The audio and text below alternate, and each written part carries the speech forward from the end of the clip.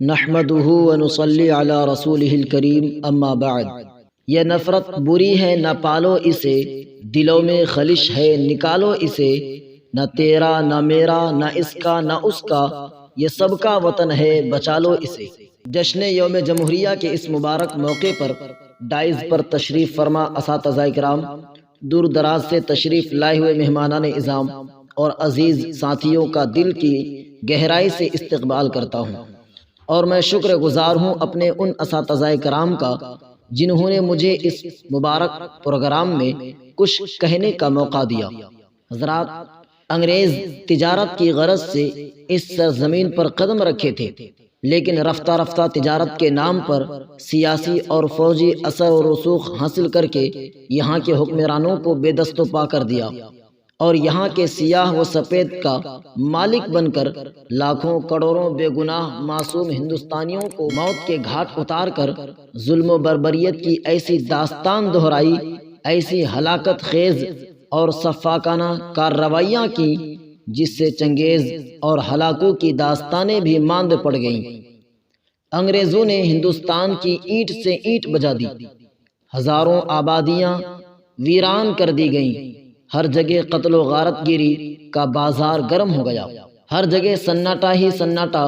خاموشی ہی خاموشی کی فضا نظر آ رہی تھی، اور یوں محسوس ہو رہا تھا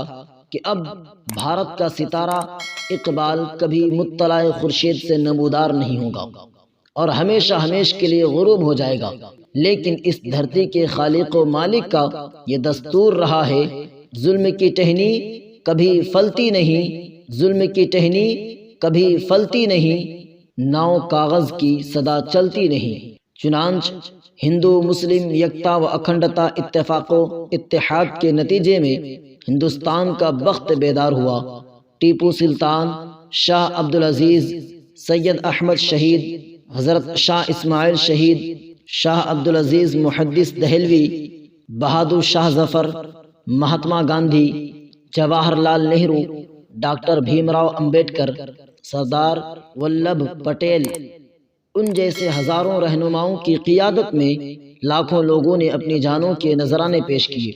جام شہادت نوش کیا، گولیاں کھائیں، پھانسی کے پھندے پر لٹکے۔ بالآخر وہ دن آیا کہ ان کی اینٹ سے اینٹ بجا دی، ان کے سپہ سالاروں کے دانت کھٹے کر دیے، اور ان کا اقتدار حرف غلط کی طرح مٹا دیا۔ معزز سامعین کرام، آزادی سے پہلے ہمارا دستور آئین نہیں تھا، کیونکہ اب تک انگریزوں کا بنایا ہوا قانون چل رہا تھا۔ اب ضرورت تھی ایک ایسے دستور و آئین کی جو بھارت کی تعمیر و ترقی کی راہ میں سنگ میل ثابت ہو، جو ہر قدم پر ساتھ دے سکے، اور ہمارا دیش پھر سے اپنے اپنے زلف برہم کو سنوار سکے۔ چنانچہ ایک کمیٹی تشکیل دی گئی جس کے چیئرمین ڈاکٹر راجندر پرساد بنائے گئے، اور جس کی صدارت ڈاکٹر بھیم راؤ امبیڈکر کر رہے تھے۔ چنانچہ آئین کا نیا مسودہ تیار کیا گیا۔ ترمیم و تنسیخ، حذف و اضافے اور غور و خوض کے بعد 26 جنوری 1950 کو پورے ملک میں لاگو کر دیا گیا،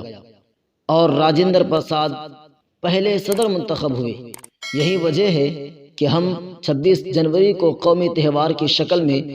جشن یوم جمہوریہ مناتے ہیں، اور ذات پات کے بھید بھاؤ کو مٹا کر ایک جگہ جمع ہو کر اپنے رہنماؤں کا تیار کردہ دستور و آئین کی پاسداری کا ثبوت فراہم کرتے ہیں، اور اس بات کا اعتراف کرتے ہیں کہ آپسی اتحاد و اتفاق اور ایکتا کے دروازے کو ہمیشہ کھلا رکھیں گے۔